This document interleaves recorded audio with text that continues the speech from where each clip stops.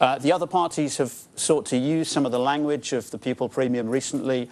Ed Balls has a sudden transformation to being in favour of this a couple of weeks ago, but essentially all he's proposing is a rejigging of the existing deprivation formulae. And although the Tories are inclined to talk about a pupil premium, the problem that they've got is not only that they're not providing the additional money for schools that we're talking about in our manifesto, but obviously this is one of the areas where they're looking to cut funding.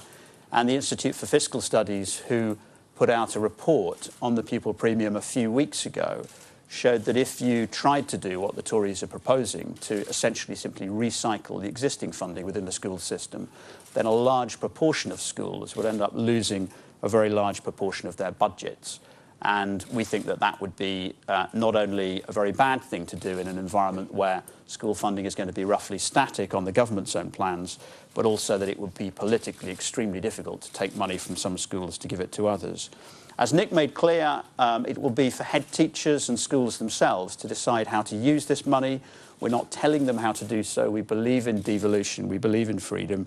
If they want to use the money to reduce class sizes, that's great. If they want to use it for more one-to-one tuition, that's fine.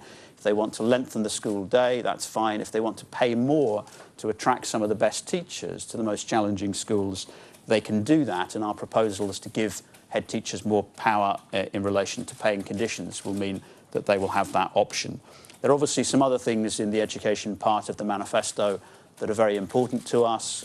There is the proposal to introduce an educational standards authority, which we think is the first step to restoring some confidence in educational standards across the country, which will seek to take some of these issues away from politicians. And it's that connection with politics that has eroded confidence in standards within the school system.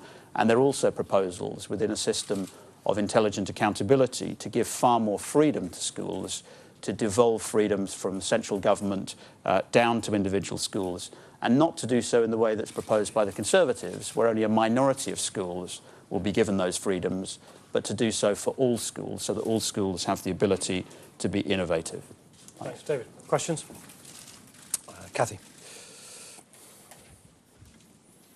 Nick, you were asked about your job as a junior lobbyist 20 years ago, and you described the question as bilge, but we now know that you were a partner in a European lobbying firm for almost a year in 2004.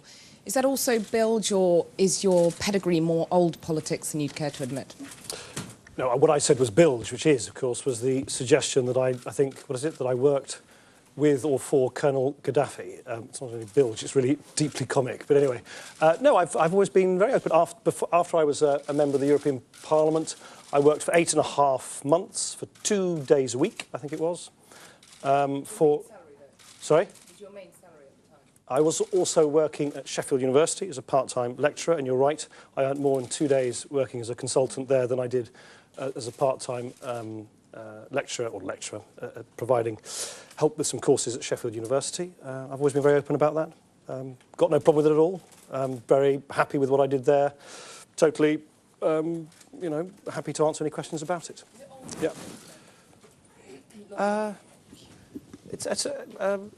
No. I mean, it was a perfectly. I was very sort of happy to do it, and I would do it again. I worked for as I say, for a couple of days a week, providing basically, background advice on how things worked in Europe at the time. And I don't, the implication is I somehow have to apologise. But I'm very, very happy to do it and very happy to explain it as well. You've repeatedly said you're not going to play footsie with the other parties, and instead in this campaign we see you giving them a kicking at almost every opportunity. Isn't the comments like you've made in today's Telegraph a bit like the old politics, that kind of macho bravado that you say you so despise? And a question to you, David Laws, if I may. How can you be sure the pupil premium would actually have any effect on the kids who need it most? When you say you wouldn't have any control over how head teachers spend it, what's to stop them spending it on comfier chairs for the staff room or a better computer for the head teacher's secretary?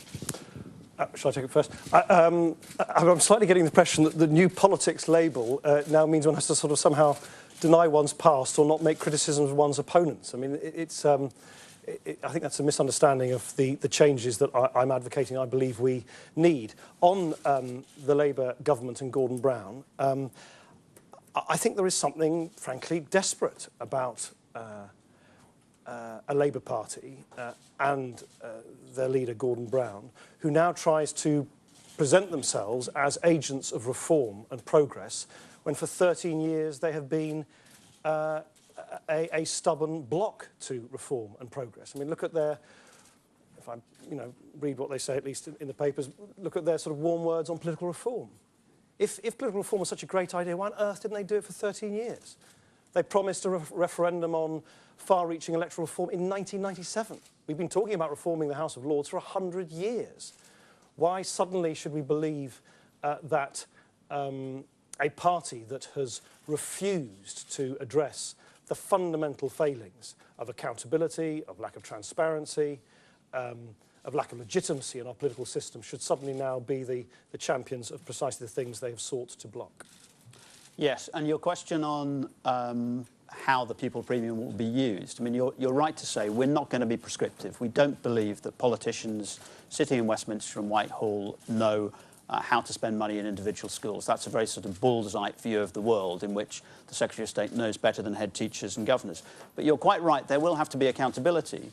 And part of the performance regime for schools, a new system of intelligent accountability, will be that we will expect those schools to be closing the gap between the outcomes for disadvantaged and advantaged youngsters. How they do that is up to them. In some schools it may be smaller class sizes that they think is important. In others it will be one-to-one tuition. In others it will be recruiting highly able teachers to fill posts which are at present vacant. And they will be held to account for their job in doing that, but we're not proposing to tell them how to do it. Rachel. It appears you're being advised to copy David Cameron. As campaign strategies go, it's not your best judged, is it? Are you referring to what's in the Sun? Yeah, I'm glad to see my top teams preparing for government by developing the habit of leaving secret dossiers in the back of cabs. No, look, I've always been advised just to be myself in the TV debates, and that's exactly what I was and what I'll continue to be. Yeah, Alex. You said before that you want a third of the vote share. Do you have a target for numbers of seats that you want to win? We are targeting more seats as a party than we ever have done before. We're targeting well over 100 seats. As you know, I don't need to repeat it, the relationship between number of votes cast and number of seats won is, to put it at its best, fairly tenuous in the system we've got here. It's not a fair system at all. But we're seeking, obviously, to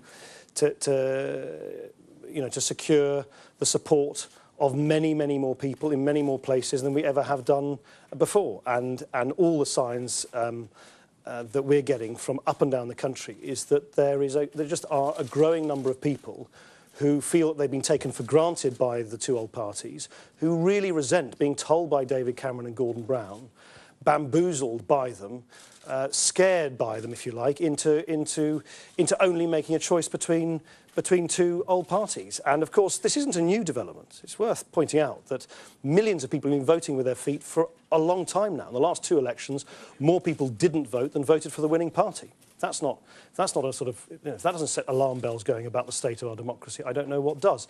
You have millions and millions of people voting for other parties other than the Labour and the Conservative parties, including 6 million voters for us at the last general election. So I think what's happening is an acceleration of something that's actually been brewing for quite some time now, which is a collapse in the old-style duopoly of British politics.